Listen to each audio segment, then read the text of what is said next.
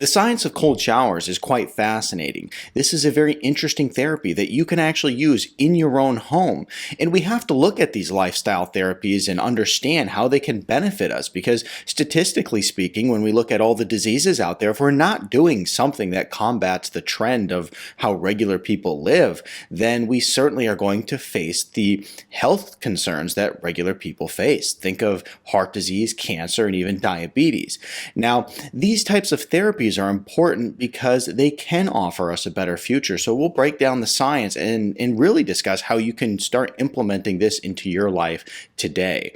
But before we get started, I'm Dr. Nick Zarowski and welcome to the channel. Be sure to subscribe and hit that bell notification. Also, if you want to get all my natural health videos, be sure to go to www.drz.tv.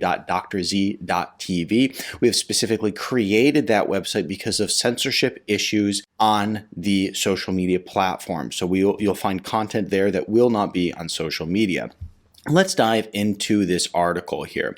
It goes on to say cold showers were first administered for health reasons in the early 19th century when doctors designed them for the use of asylum and prison inmates to cool hot, inflamed brains and instill fear to tame impetuous wills, okay? Now this is kind of an interesting way of looking at things, but certainly as we look through history, there was a lot of very funny ideas about health. By the mid-19th century, the Victorians realized that the shower had other uses, namely washing people, and it would be better if the water was warm. Yes, a little bit more comfortable, right? So the showers went from being a device used to inflict unpleasantness for an hour and a half, which is, wow, that would be a very unpleasant hour and a half, to one that was very pleasant and lasted about 5 minutes. You know, it's funny as we look through history and just things that we take for granted today, we just do on the regular because we know it's the right thing to do for our health, but back then they had no idea. So for instance, taking showers is one of them. And we fail to realize in many cases how powerful cleanliness is, right? When we had cleanliness start to become something of more of a normality and also refrigeration, well, it drove the diseases down in a dramatic way. You know, a lot of times this is the big argument over getting vaccines is that, well, people look at the same time when, you know, many of these vaccines came about and they were cheered for eradicating certain diseases. Well, that was the same time refrigeration and also people having the ability to shower regularly came about as well, which we know really drives down disease as well. So that's an interesting side note there. Now, and yet the practice of taking cold showers for health benefits never truly went away and indeed seems to be enjoying a resurgence, especially among Silicon Valley types. So what's the evidence? Okay, there was a large study in the Netherlands that found that people who took a cold shower were less likely than those who took warm showers to take time off of work due to sickness, okay? A group of more than 3,000 people was split into 4 groups and asked to have a warm shower every day. But one group was asked to end it with 30 seconds of cold water, another with 60 seconds of cold water, and another with 90 seconds of cold water. While the control group could merely enjoy a warm shower, the participants were asked to follow this protocol for a month. And they went on to say here with this study that 64% continue with the cold water regimen because they actually found that they liked it. Now, it seems like an odd thing. If you were someone who's just used to taking warm showers, like all of a sudden you're going, hey, you know, that study, it made me really uncomfortable and I liked it. Well, odd thing, but this is something that the study points out. After a 3-month follow-up period, they found that the groups that had cold water had a 29% reduction of self-reported sick leaves from work. And interestingly, the duration of the cold water that they had, right, because they had like the 30-second group and the 60-second group, the duration didn't really change whether they were getting sick or not. They just found that, hey, it benefited everybody. If they were using the cold water, it was benefiting them. Now, the reason that a blast of cold water might stop people from getting ill isn't necessarily clear, but some research suggests it may have something to do with boosting the immune system, okay? And I would say, obviously, it has something to do with boosting the immune system. A study from the Czech Republic showed that when athletic young men were immersed in cold water 3 times a week for 6 weeks, it gave a slight boost in their immune system. However, more and larger studies are indeed needed to confirm these findings, is what they go on to say. Cold water also appears to activate the sympathetic nervous system, the part of the nervous system that governs the fight or flight response. Now, when this is activated, such as being in a cold shower, you get an increase in hormone noradrenaline. That's most likely what causes the increase in heart rate and blood pressure observed when people are immersed in cold water. Now, cold water immersion has also been shown to improve circulation. When exposed to cold water, there is a decreased blood flow to the skin. When the cold water stops, the body has to warm itself up. So there's an increase in blood flow to the surface of the skin. Some scientists think that this could improve circulation. A study that looked at cold water immersion after exercise found that after 4 weeks, blood flow to and from the muscle had improved. And this is something that's very interesting because I was first introduced to cold water immersion when I was in college. There was a young lady that I was in class with, and she was actually training to be in the Olympics. And they were training her so hard that she had to use cold water immersion. Now, when I was in college, I also played college hockey.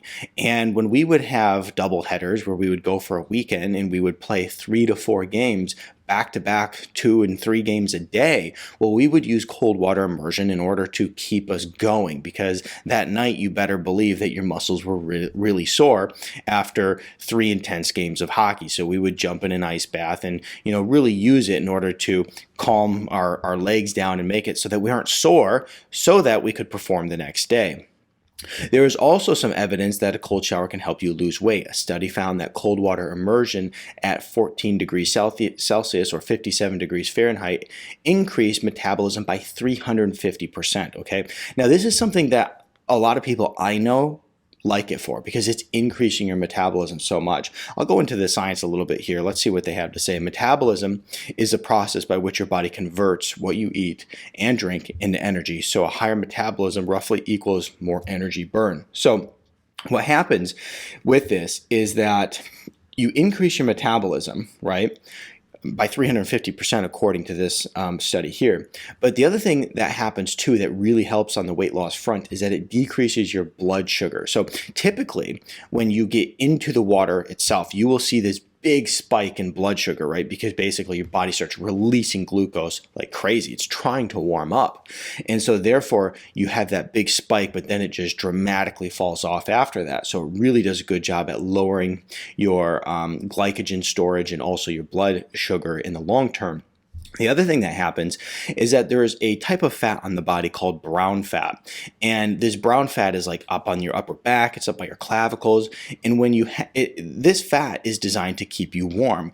Many times you're going to find a higher amount of brown fat in babies and young children. And then as you get older, it tends to dissipate. But as you use this cold therapy process, essentially you can accumulate more brown fat, and that brown fat has been shown with an increase in thermogenesis, an increase in boosting your metabolism as well. So that's something that's also been shown by using this type of therapy. Aside from the physical benefits, cold showers also could have mental health benefits. There's a school of thought that cold water immersion causes increase in mental alertness due to the stimulation of the previously mentioned fight or flight response. In older adults, cold water applied to the face and neck has been shown to improve brain function. Now, that's a really interesting thing where they're using cold water and applying it to the face and neck. Now, I will say, I do believe that you have such good mental alertness for one key reason here. If you go and cover yourself with cold water, you jump into, a cold tank of water, cold tub of water, jump into a cold shower, the first thing you do is you gasp for air, right? It's going to be like an instant response. And you hyperoxygenate the brain as you get into that cold water and you start breathing really heavily. And so that automatically gives a huge stimulation to the brain. And I'd be interested to see what really changes. Is it that oxygenation that changes the function of the brain, or is it the cold water itself? And I think it's very difficult to separate the two. The only way you really could know is if you had someone go through a breathing exercise using like a Wim Hof method, which I'll talk about in just a moment, and really see the benefits they get from that, and then compare that to the cold water itself. A cold shower may also help relieve symptoms of depression. A proposed mechanism is that due to the high density of cold receptors in the skin, a cold shower sends an overwhelming amount of electrical impulses from the peripheral nerve endings to the brain, which may have an antidepressive effect. There's a fair amount of evidence that cold water immersion or having a cold shower is good for your health, even if the reasons why are still a little unclear. There's actually quite a few studies on this. I'm going to switch over to a different website right here because there's a guy named Wim Hof, I would say, who's kind of the pioneer of this in the modern era.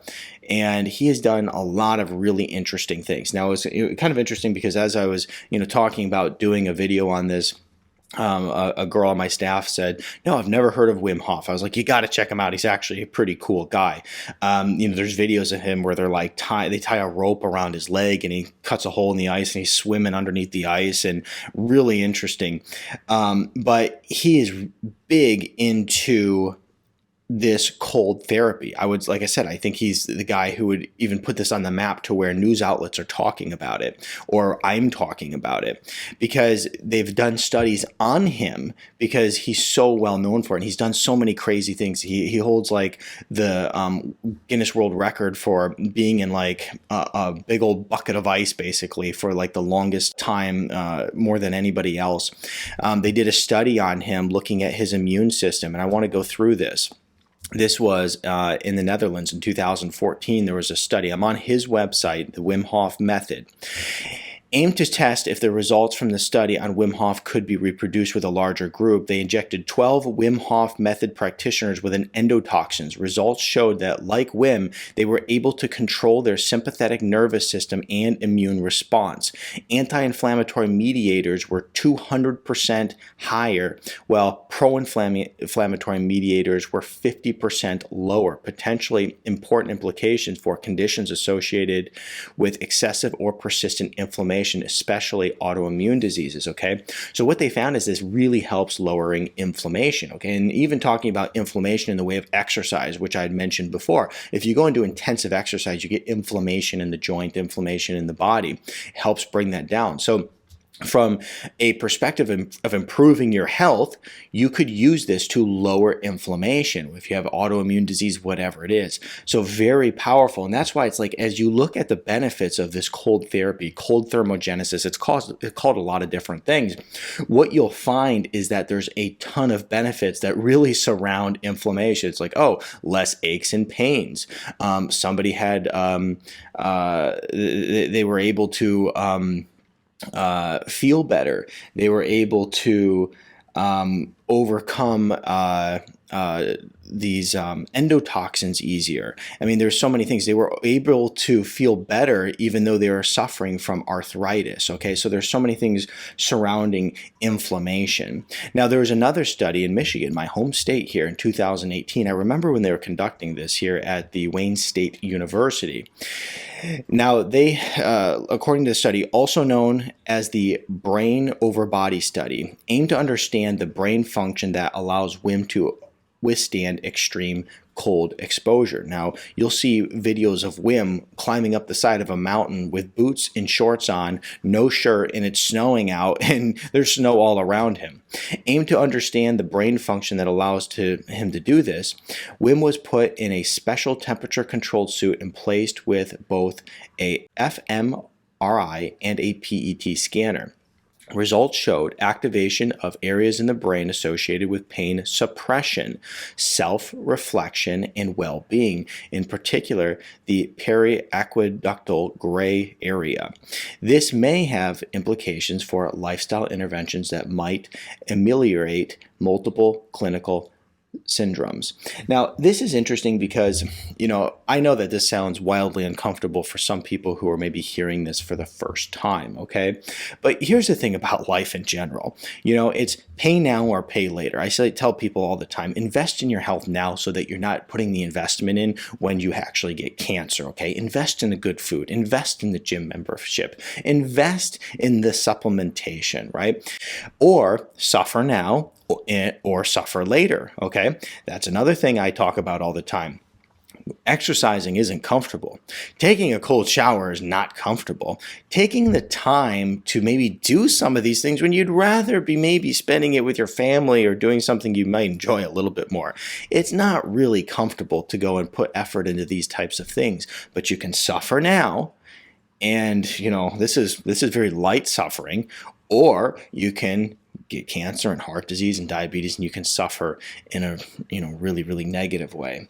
So overall, as we look at this cold therapy, this cold thermogenesis, you know, there's a lot of really good benefits. We've seen that there's brain benefits, there's decreased inflammation, there's decreased swelling, there's increased immune response. It's also been shown to increase testosterone, increase sleep quality, help you have better focus, help you lose weight.